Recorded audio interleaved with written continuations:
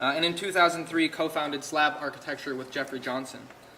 SLAB is dedicated to material and technological advancement in each project and promoting responsible design as a necessary response to issues of sustainability. As I mentioned earlier, projects range in scale and type from residential to urban. Since its founding over 10 years ago, SLAB has projects located in the Americas, Europe, and China. I'll leave it at that. Please help me to welcome tonight's guest speaker, Jill Leckner.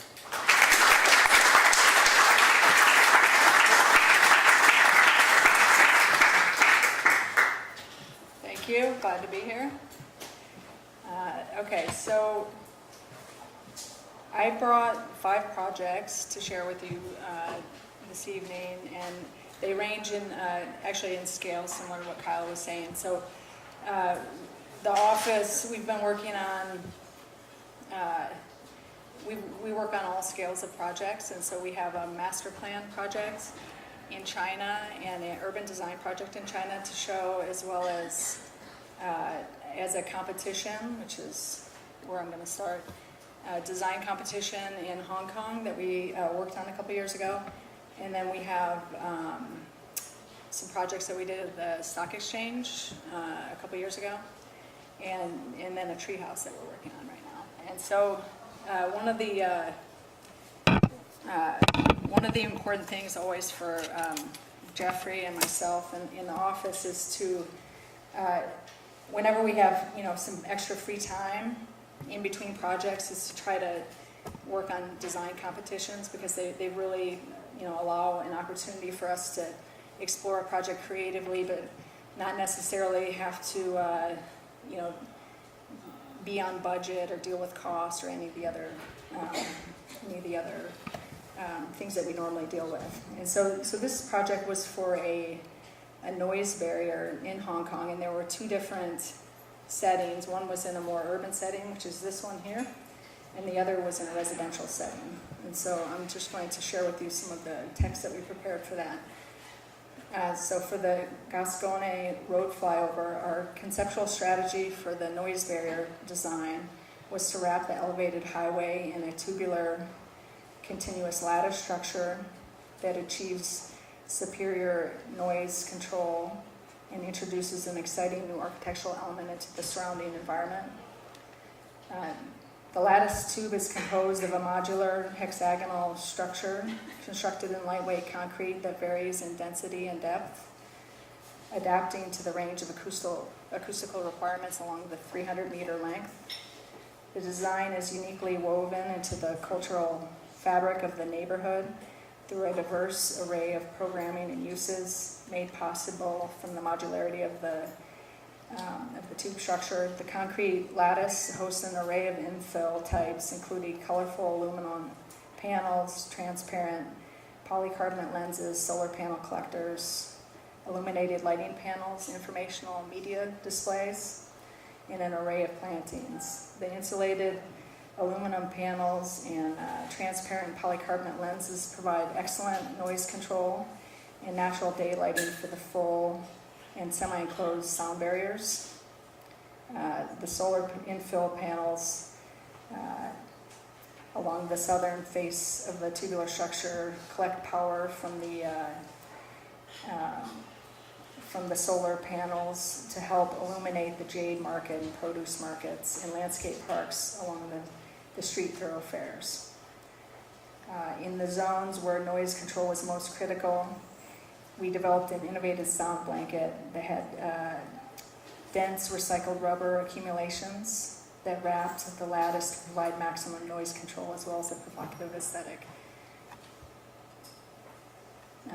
And so then the next setting was a residential setting. So there were actually 3 different project conditions to basically shield the neighborhood from the freeway that runs through it.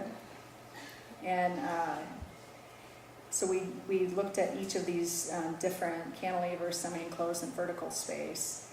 And then we tried to integrate it into the fabric of the neighborhood here. So this is one of the bus stops. I think that there was a lot of leverage taken with the idea of a modular structure, because it has so many different iterations in these concept renderings. The organic strategy that we employed allows for diversity with consistency.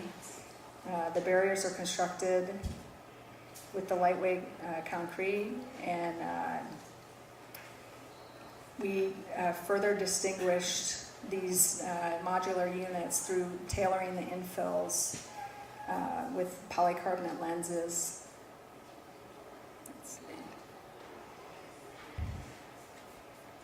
We also introduced ideas of floral cells featuring a variety of plant types, solar panel collectors, lighting fixture panels, and community-based infographics. Okay, so on to the next project. So the next project is a project that we executed in 2 phases. It's the Weifang University concept design, and then there was a subsequent master plan for one of the fingers. And so this was a team effort. We were working with Studio Peizhu. He's a Chinese architect, and he came to us and asked us to kind of put together a design team of New York architect, landscape architects, and campus planners. And so we worked with Work Architecture Company and Scape Landscape Architecture, and Maxine Griffith, who's she's like a campus planner that works at Columbia University and has oodles of experience. So our master plan for the new educational district in Weifang, China, rethinks urban density within the new Chinese city by combining a campus model based on density and an urban street wall with constructed ecosystems that nourish and restore regional wildlife and ecosystems. Located along the edge of the Beilang River, where it branches off to the Liaozhou Bay, the 8 million square meter site will house up to 7 complete university campuses, together with a dynamic mixed-use hub designed to encourage companies to benefit from the synergy of the proximate universities. Our site is actually the green area, and this is actually phase 2 of this whole area is being designed as a kind of a concentrated university with I think the first phase has also maybe 10 different universities. And so I think the client came to us wanting to have a new type of university town scheme. I don't think they were completely happy with what was currently under construction. And so that's how we originally got engaged with the project.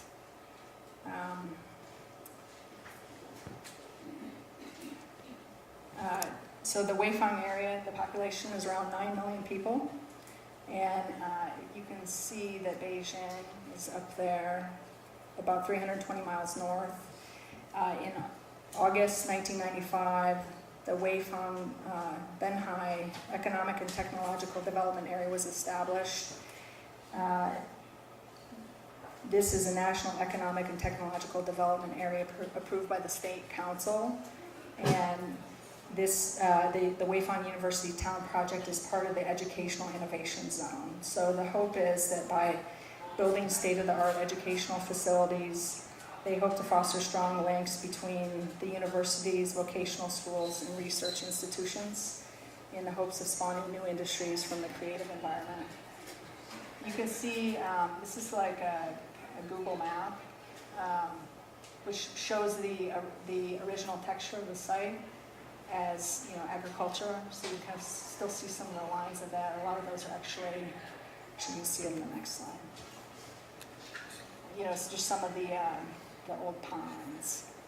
But the site is pretty barren right now. And the main roads that you see here are ones that are just kind of linking together the original phase with the proposed new phase. So, you know, as we developed the design, we made sure to integrate the main axial connections.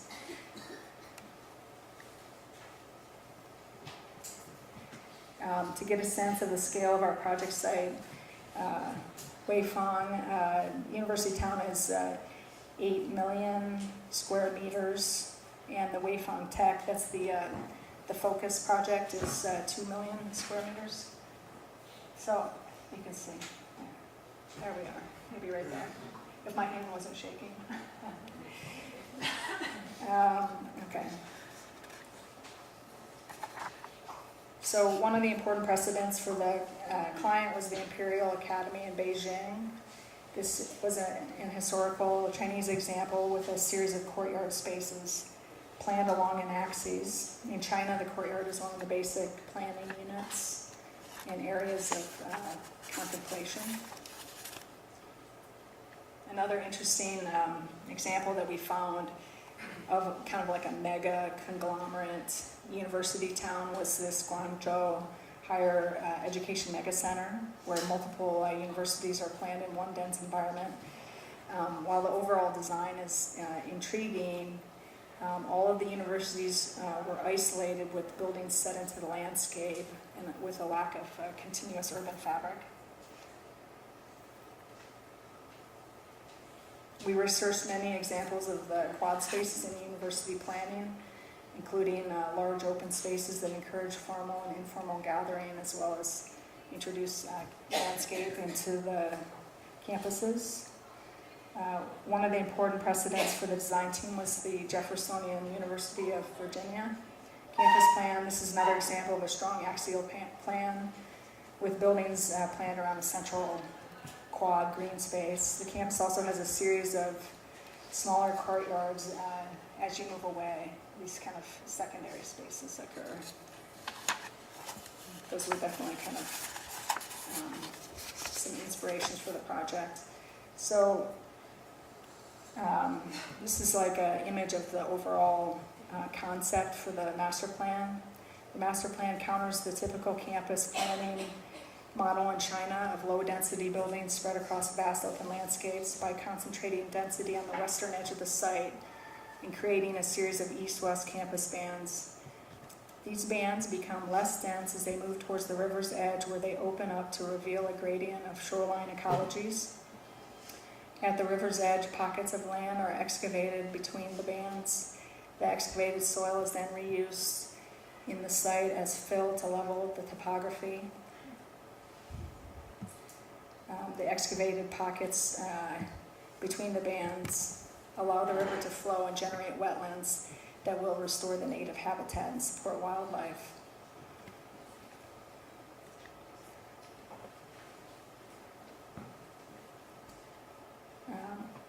The proposed site plan integrates urban density and pedestrian scale with a sustainable approach to metropolitan design.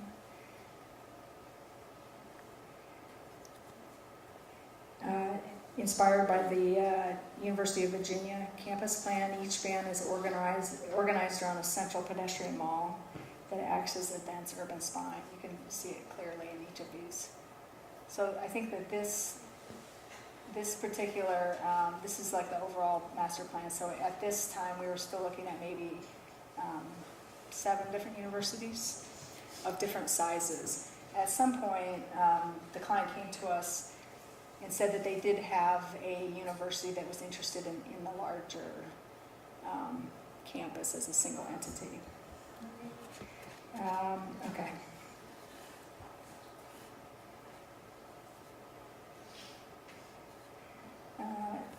Let's see. Moving away from the central spine, each campus becomes less dense and more heavily forested, with zones for smaller, more dispersed buildings. So like so you have the central spine in all of these, and as you move away, there's the vehicular circulation, which is falls inside of like a forest parkway. Within the forested zones, 4 parkways cut through the master plan to connect the surrounding city to large ecological corridors, wetlands, and recreational sport zones that infiltrate the campus grid. The parkways define the edges of the master plan's 4 programmatic bands, where they redistribute major car circulation to the periphery to create a car-free campus. to define space for secondary urban areas for research, living, mixed use, and public circulation nodes. North-south connectors are cut through the master plan, creating a secondary recreation belt. So we also incorporated these north-south connectors. I don't know if there's not one there now, but it shows up again. And those were actually, areas that could be development zones for the city at large, so that, you know, the campus has its own property, and then there was an area where they could, you know, have outside developers come in and kind of help densify the site and bring money, of course, to build it all. This diagram lays out some of the strategies and goals for sustainability and infrastructure on the site as a whole, taking advantage of cluster density of the university's sustainable infrastructure is embedded throughout the entire master plan, from stormwater retention control to geothermal to shared power and sewage facilities. So this is the second phase of the project, where we started to develop for Weifang Tech University, a single campus. Similar to many of the projects that we work on in China, we were given zero data from the client as far as what type of buildings, floor areas, departments, etc. to include. So it was a back and forth process of presenting ideas on how to organize and structure the university. The university enrollment population benchmark was set at 20,000 people with a built area of 900,000 meters squared.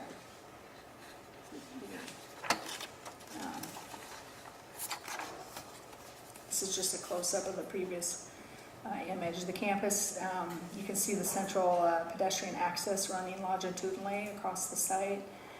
The programmatic elements are distributed within a gradient of density, creating an urban condition along the pedestrian path towards more open, natural condition of the Forest Parkway. So the density kind of disappears as you move away from the central spine. Educational departments and other university buildings form a continuous street wall that is punctuated by gateways leading to courtyards. So we wanted to have all of these internal courtyards per department that kind of bleed off from the central spine. A series of quads and plazas along the spines provide the campus with concentration of shared public facilities programs that will serve as possible campus centers. This is just a close-up of the recreation zone with restored perimeter.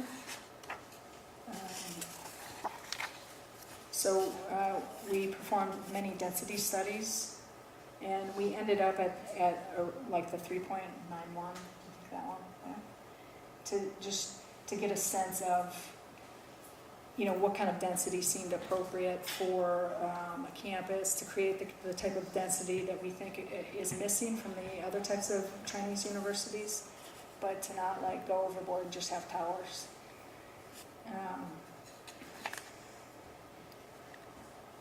In the Weifang plan, the mixture of uses and appropriate distribution of buildings allows for a walkable and efficient campus and promotes the kind of vitality and sustainability that comes when distances between classroom, housing, work, and retail are reduced, and a coherent system of street, parkways, and public transportation is established.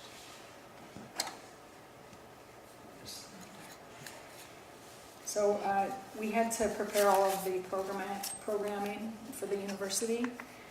So we just researched several other examples and started to kind of put together the different types of departments and areas, and to just share that back and forth, and then eventually distribute it onto the campus plan.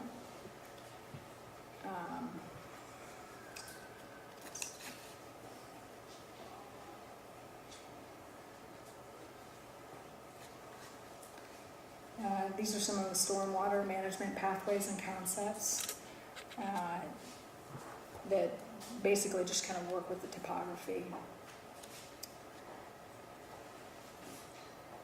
Let's client decided to divide the construction into 2 phases. So we developed a priority list of key educational and important campus buildings and landscape areas that should be completed in phase 1. So yeah, you can see the division line between phase 1 and phase 2. And of course, this is all supposed to be constructed in 1 year.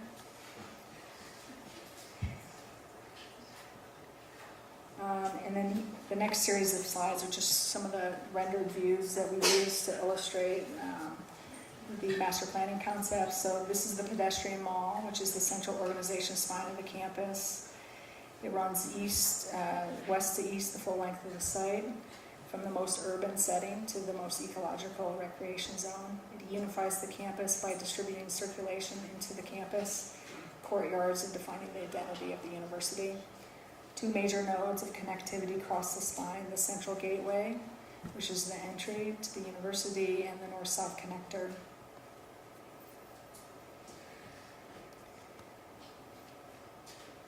This is a good diagram to just take a look at the different type of quad spaces and open spaces that were, intended as, centralizing moments or relief moments to the more orderly central spine.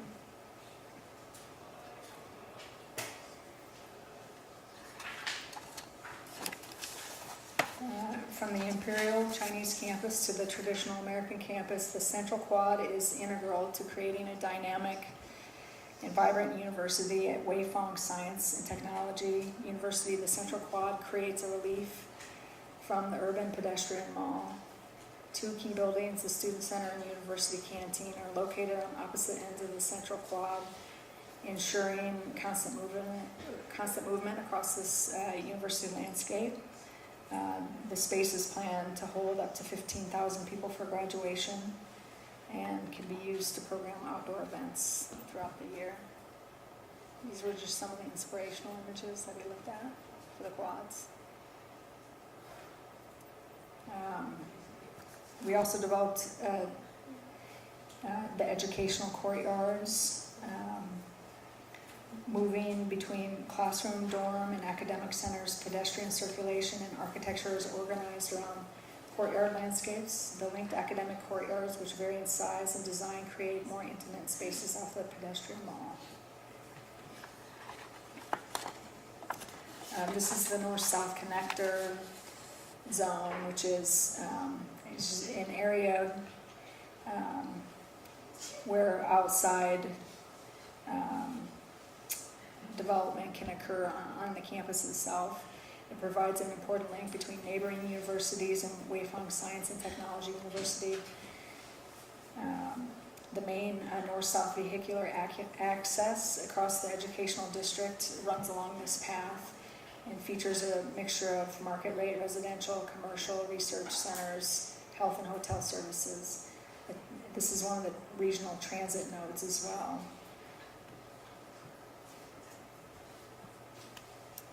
The connector is served by a bus route with separate lanes for bikes and pedestrians. The overly wide sidewalks take precedent from urban Chinese streets and create spaces for active pedestrian movement. The north-south connector is framed by the extended windbreak forest. Actually, you can see here, this is the kind of the forest that bleeds in to protect it, but it also just kind of isolates the zone from the university a little bit.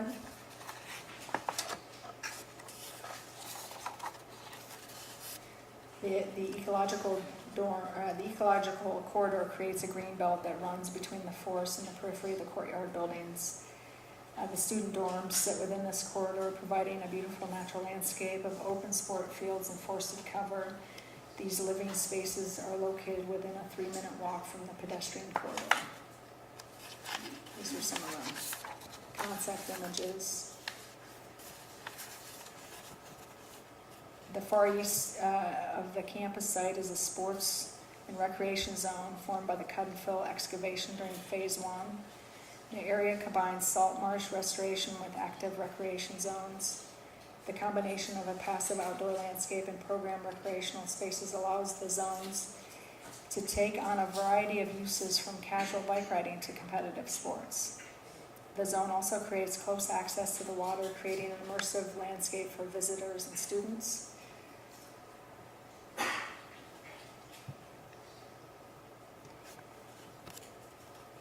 And this is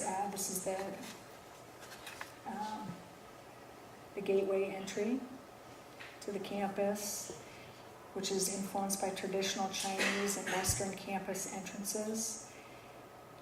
Framed by an iconic gateway building, the campus entrance leads directly to the central pedestrian corridor. Vehicular access is limited. Instead, we are providing a space for a bus drop-off. The ecological windbreak forest that shields the campus opens at the central gateway, allowing clear views down the spine.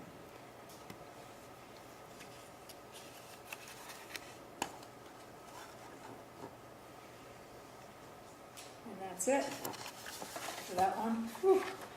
This was long, right? Oh my goodness. Okay. Next. Okay, so we worked on a series of projects at the New York Stock Exchange between 2008 and 2010, and I think it's just easier to look at the trading floor. So the main entry into the building is actually this direction, into this area that's called the garage, and then the main trading floor is on this side. And so, like, the bell podium is here, where you see that every day on the news. So basically, they wanted to go through and just kind of revamp the electronics on the trading floor. And one of the main focus areas for us was actually the product alley, which was an area that the stock exchange would feature all of their market data that they sell, you know, as one of their main business products. Let's see. So these are some. So basically, yeah, there was the original bell podium. This is like a fairly conservative audience, and when you work on the stock exchange, it's like working with 100 people that are all experts. And so it did take some time to get through everything. And so it's basically some simple technology upgrades. Oops, sorry, you can see it if I go back and forth. To integrate these larger data walls and to get rid of the pixelized LED technology.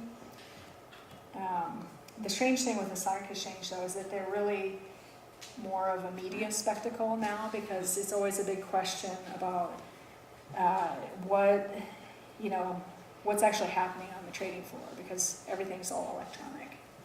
And so I think that was one of the big reasons that this is just another before and after.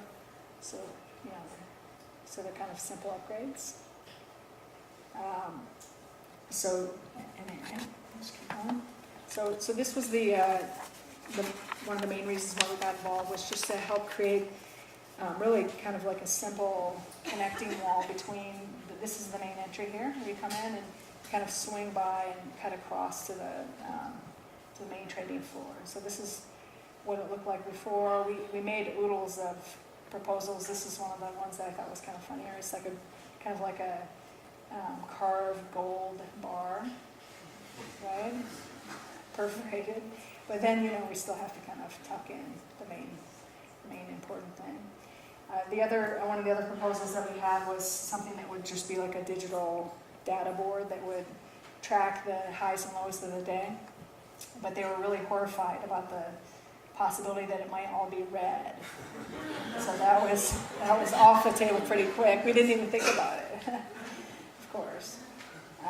And so this is kind of where we ended up. This is kind of like the reserved Corian-clad folded wall scheme.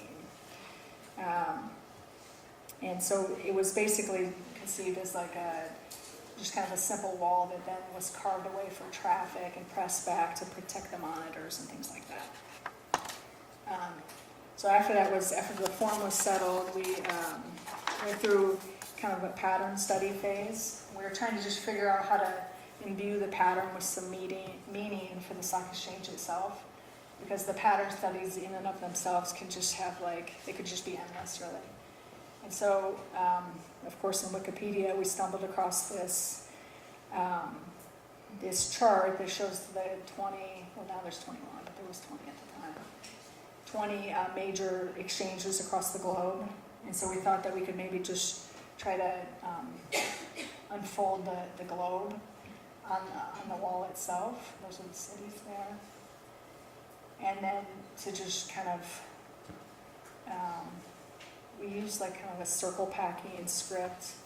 I'm not sure exactly how it works, but we did end up with, you know, kind of a gradient of density that would just, you know, represent the global trading environment.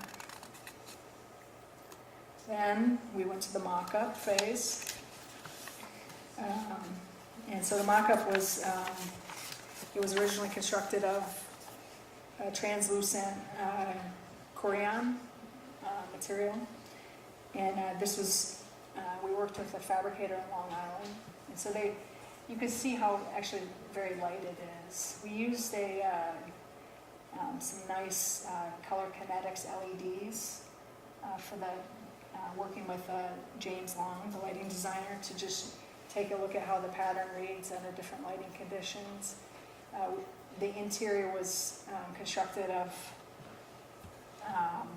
like a translucent or transparent Lexan, and all the edges were glued, and then the interior was kind of, there were ribs cut off of it to just make it lighter weight.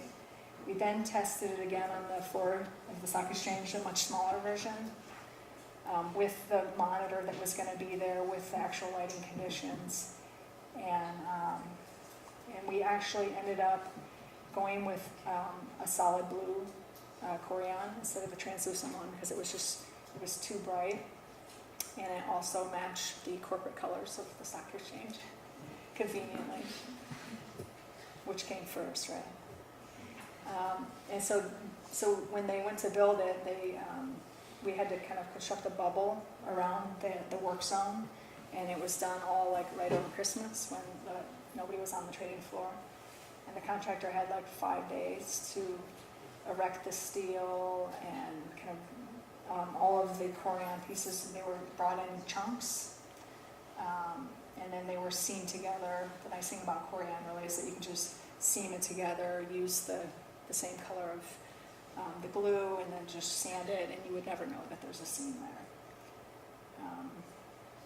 This is just an interesting view, I think, of the rib system. The lights were actually put on this track here so that you could pull them all the way out, you know, like 15 feet to the side. A couple more views. So these are just some before and after shots.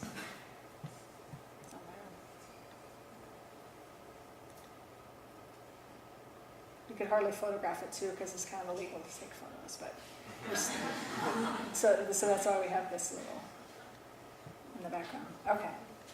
Oh, next one. Okay, so the next project is also going to take a little bit of time, but I'll try to get through it quickly. So this is a urban design project that we worked on. It was actually a competition that we presented in China last December. And there were 6 teams invited to work on the project. I think that the project is successful on our end, in the sense that we thought that the research phase was really productive, because research is so important to approaching any project in general. So this is Yinjiang town, which is part of Ningbo in China. So Ningbo is one of the oldest cities in China, an old port city. And so this area, the reason why they had the competition is that they wanted to rethink this region, because they're anticipating like a double in population growth by 2050. And so they wanted to just kind of get a handle. It's kind of like a bedroom community almost of Ningbo. But they wanted to just, be kind of projective and see if there's any other ways to think about it. Okay, so I'm just going to read some of the text. Yinjiang is a place with a long and rich history set within a beautiful natural landscape. It has been for centuries the link and gatekeeper between the natural environment and Ningbo. Its identity has forever been defined by its lush green landscapes, mountains and rivers, its abundant agriculture. What is to become of Yinjiang in the future? What will its identity be? What role will it play in the urbanization of the region? What will its new history be? Our goal for the Yinjiang town urban design proposal is to cultivate a new identity and a sustainable future for positive development and economic growth. This new identity is rooted in the existing Yinjiang town. We're proposing to respect and celebrate its history by promoting its culture and natural resources, and by strategically incorporating the principles of new Chinese urbanism. It can become a model for future Chinese development. So, let's see. So you can kind of see where Ningbo is in relationship to Shanghai. A couple hours to the north, and Hangzhou, a couple hours to the west.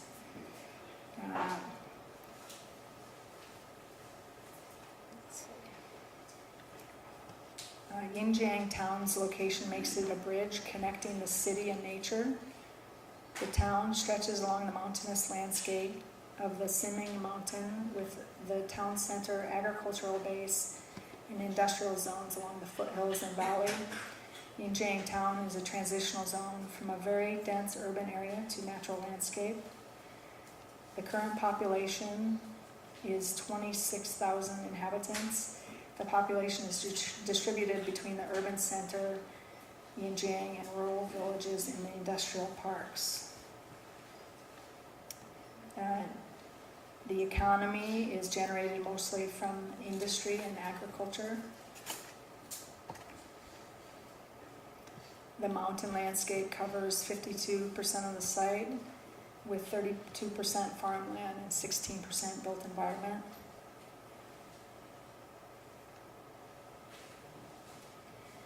Yinjiang town also has a number of tourist attractions. Tourism is a sector we feel that Yinjiang town can explore in the future, including its historical architecture and villages, and its natural landscape and agriculture.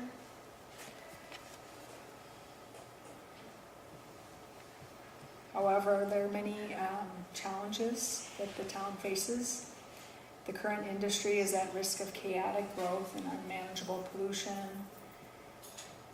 The housing for many of the villagers and locals lack a quality living environment. The cultural heritage sites are undeveloped and poorly managed and coordinated. The existing farming is inefficient and unsustainable and is underutilized in providing new economic and tourism capital. So how do we rethink Yinjiang town so that it's not merely a bedroom community of Ningbo, but that it has its own kind of self-sustaining economy? And how do we attract a younger generation of new residents?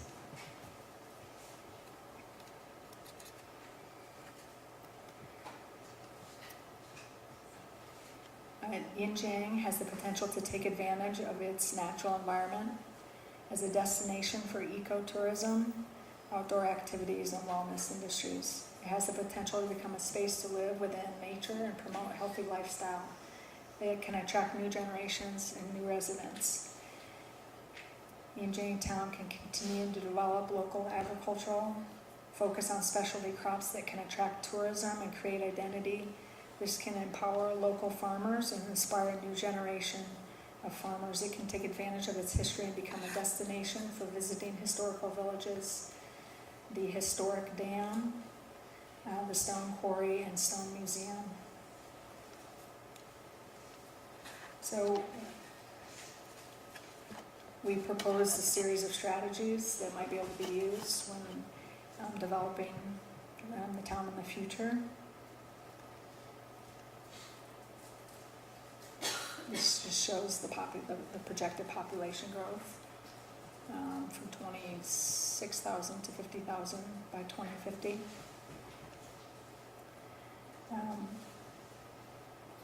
So the local government was very interested in ideas of New Chinese urbanism, which they correlate with the strategies that we have listed there, but including creating walkable, pedestrian-oriented cities that have vibrant public spaces, strong links to nature, with a variety of transportation choices. These eco-cities support a diverse population base and promotes wellness and a sense of community.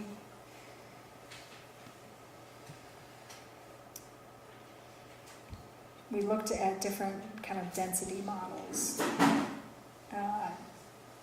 for the new areas that would be built, and the approach was to promote efficient land use and maintain a scale comparable to the existing villages, but to kind of upgrade the quality and slightly densify.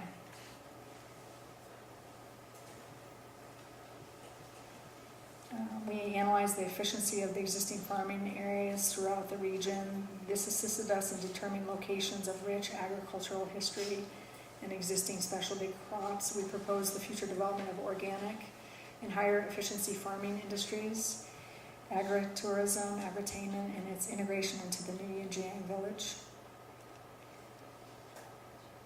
We studied the different types of crop possibilities and styles, because it provides visual character for the identity of the region, or the area already has an identity related to its farming. We wanted to create a new generation of farmers who can grow organic specialized crops for use locally and regionally. We felt that this is a growth industry, and that it could help Yinjiang in the future to kind of have people, say, from Ningbo come to farmers markets on the weekends, and that the organic farms would be grown locally, and so that there's a sense of a farm-to-table concept.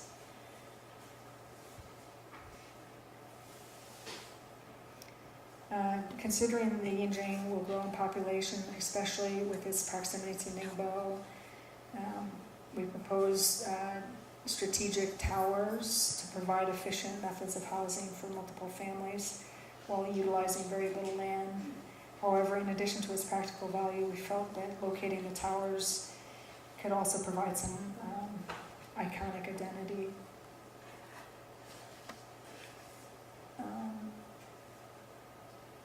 We mapped out 5 samples of thematic trips to Yinjiang town.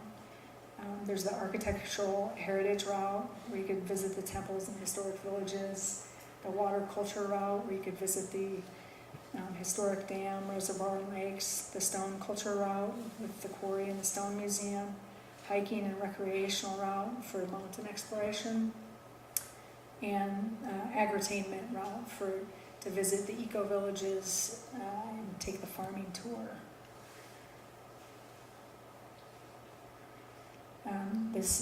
We analyzed the existing vehicular circulation throughout the site and proposed a new shuttle bus connecting all the villages. The public transportation nodes would be combined with green parking and green parking to support the tourism.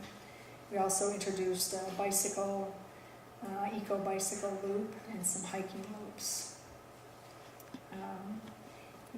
We also proposed to have some nature bridges to kind of re-establish connections between disconnected wildlife areas. They're actually called wildlife bridges. So then we had 3 different, these are the 3 zones, which kind of correlate to how the fabric of the area is laid out. And so, let's see. So, in the proposal, this is the eco-village concept for Jinlu and Tiancheng. So there's 2 villages here.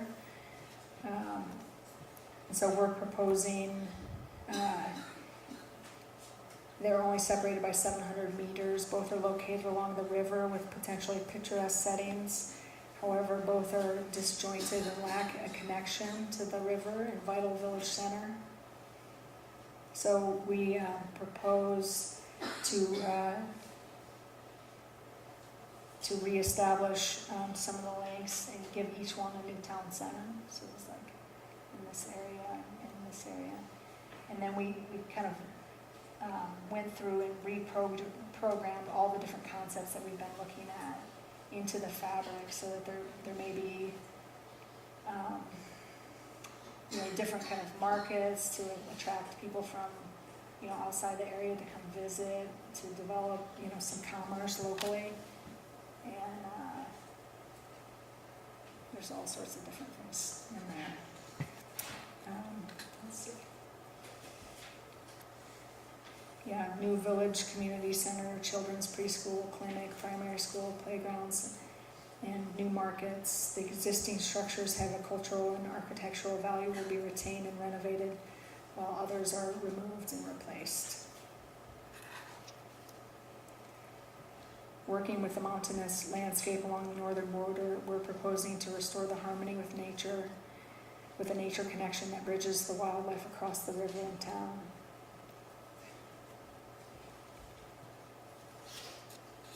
These are some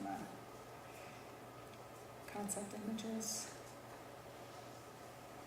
Old with the new. And so this is the main city in the Indian Jiang town. It's the most populated zone. It also has historic areas that we propose to highlight and restore.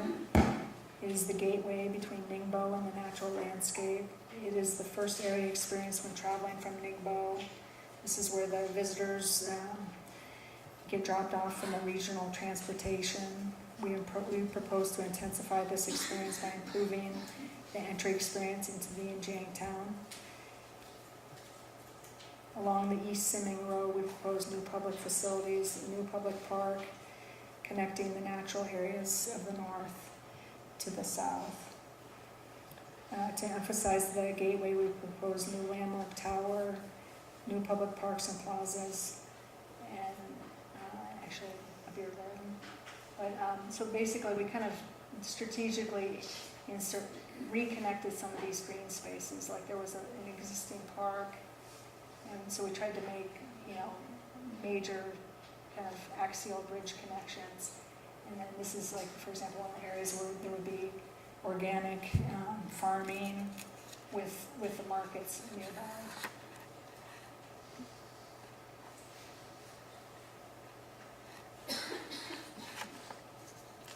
And the final area is the industrial zone, industrial park in the north. This is Jiang town's most productive zone. So how can we combine the typically contradictory conditions of industry with agriculture? And how can we generate positive identity for the future?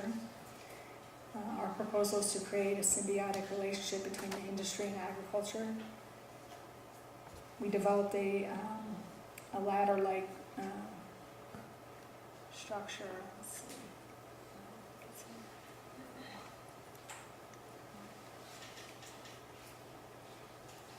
It's actually, so we kind of, this is the area where there's the potential for some good farming.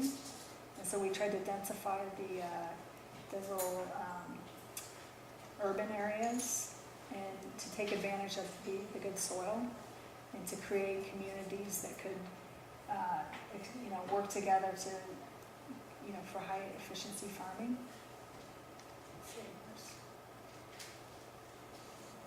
And we also propose to, the agro-corridor ladder-like grid system is derived from the existing network of irrigation canals, family farm plots, and access roads. There will also be some new schools that try to bridge the industry with the farming and to train the farmers to be better farmers. So there's just a few images.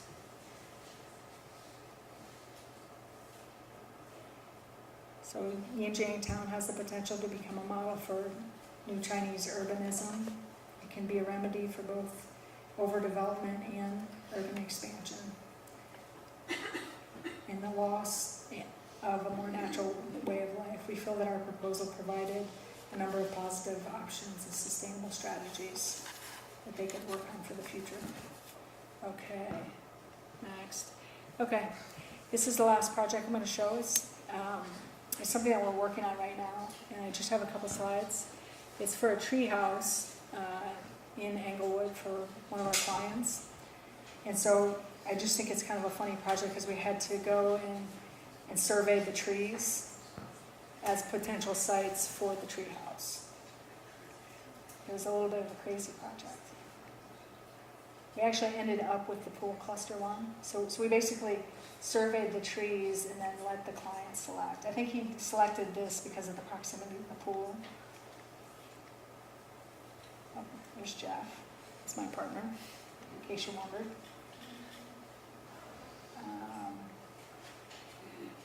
Okay, here it is. This is the treehouse. So basically, this is a treehouse for a client who has 3 kids, and he wanted to make a quick treehouse for his daughter. And so when we presented some of these original ideas at the end of September, he said, okay, I like them, they look interesting, but it's too late, so we'll just pick it up in the spring. But we decided to just explore it further through a study model. But this kind of shows like where we ended up after a couple options to kind of zone it out, where there's like kind of a theater play area in the back where we could have a couple of chairs to sit around to watch that, and then like a little desk, a little built-in desk area for drawing, a little balcony, and then just kind of an open space there. Yeah, so it's kind of strange. I think that he picked the most complicated one because it's just hanging there. So we're kind of wondering how it's going to hang there. But so at any rate, from here we just decided to just spend a little bit of time to figure out how we might actually construct it. And so we went through and decided that the best way to construct it would maybe be to develop a rib system that could be, we could just laser cut plywood ribs, and that, the different wedges for the roof could be assembled separately. I don't know if I have any views from above. And then just be bolted together at the top. And this is way over styled for a kid, kind of irritating, but that's okay. Really, it's like, why would you put that person in there? Anyway, so yeah, that's it. That's where we are. So the next step would be to just figure out what the skin and cladding are and all that, but I don't know. We took it as far as we could for now. That's it. Thank you very much.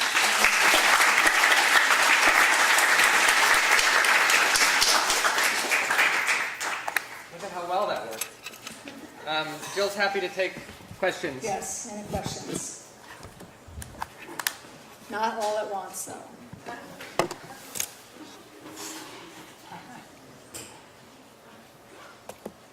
Way in the back. Way in the back. So I remember how you were talking about like the 7 strategies. Yeah.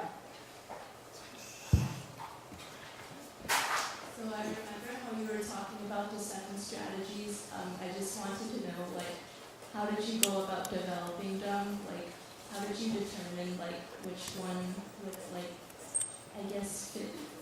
the needs best?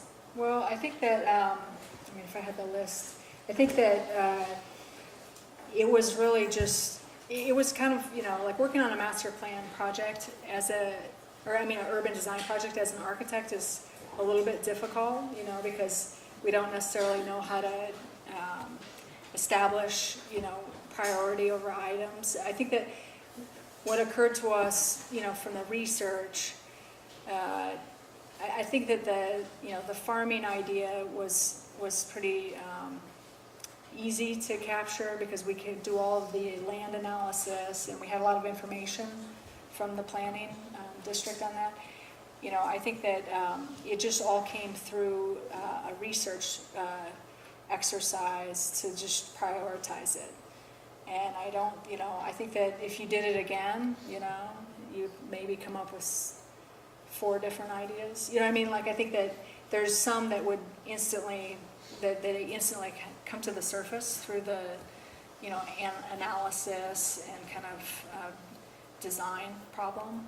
And then, you know, it's also just, you know, I mean, like, for example, the iconic towers, I'm not like totally sold that that's like the best way to go about it. I think that that, for example, came out of the kind of, you know, temples in the landscape that you see in China. It's kind of sprinkled, and so we thought, well, you know, one way to add density would be to actually just, you know, do a tower, but not a lot of them, but let them somehow have their own, be able to develop their own visual identity for the, you know, for the area. But a lot of those things are, you know, kind of, you could have 100 good reasons and 100 bad reasons for them.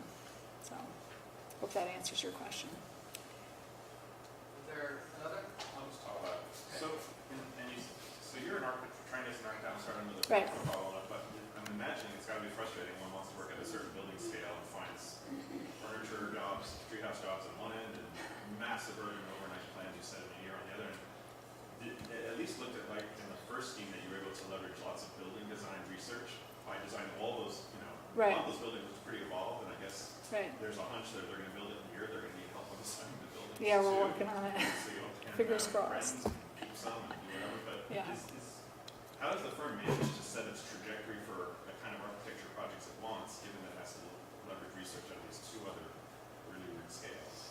Well, I mean, I think that for us, we've always take every type of project that comes in the door. Like, you know, I always get that confused look when someone asks me, like, what kind of architecture work do you do? Because it's like everything, you know, whatever pays the bills in a certain sense. But, you know, I think that for us, we would like to do more building design, to be honest with you. And so, like, that, the master plan in Weifang, you know, we're really hoping that we can, you know, have an opportunity to, you know, to build a couple buildings. Working on it. We keep hearing this, you know, because it's all going to happen in a year, so you would think after 6 months I would hear something, but no. Actually, the funny thing is that they always contact us, and they're like, okay, can you send us the master plan again in CAD? So we send it to them, and then they're like, you know, they're like, okay, we're ready to start the roads. And we're like, you know, can you hire a civil engineer? You know, why would you take our CAD plan to, like, stake out the, it's a little bit strange. I'm sure Faye can fill us in on that. But I mean, I think that, like, when you come out of when I came out of architecture school, working on the smaller projects was a lot more manageable from a scale point of view, a lot more engaging, and the learning curve is very high from a constructability point of view, detailing, learning how to put things together, and you know, and I think that after you're in the profession for, you know, like I've been practicing for, like, I don't know, 20 years, a long time, right? And I think that, you know, once you work on some of these larger scale projects, they become a lot more interesting as you're older, I would say. You know, like, I think that, I mean, I really like doing a lot of detailing and everything. The fun thing about working on the projects, some of the projects in China, is that they're at a totally different place than where we are, because they're rethinking cities. I mean, it's like, we've never even had that possibility. I mean, you never even think that you have a say to a certain extent, because, you know, everything that was done in the United States was done like 50 years ago, or, you know what I mean? It's like all handed to you and it's done, and you're just managing smaller, you know, pieces of the puzzle. So, like, you know, when you do these other projects, it doesn't, you know, I mean, I always wonder, I mean, I think that the Weifang project puts together a strong proposal. You may or may not like it, but it, you know, has a lot of thought that goes into it, and all of that. You know, I mean, I think it is very interesting to work on that scale, though, because you feel like, you know, you get your chance to, you know, play God, you know, or something like that, you know. Because, I mean, you could see the site photos. There's nothing there. It's just like totally empty. So, anyway. Are there any other questions?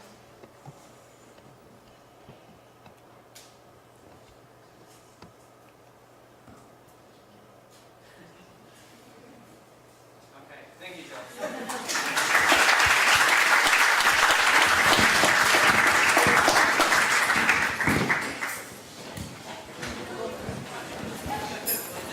That was great, thank you. Now we can relax and have a glass of wine and barbecue. Wicked awesome treehouse. That was sweet. Heck yeah, I want one. I know, me too. I want my kids to have one, right? Do you take these? Yeah, I can leave. We leave them underneath here. Okay.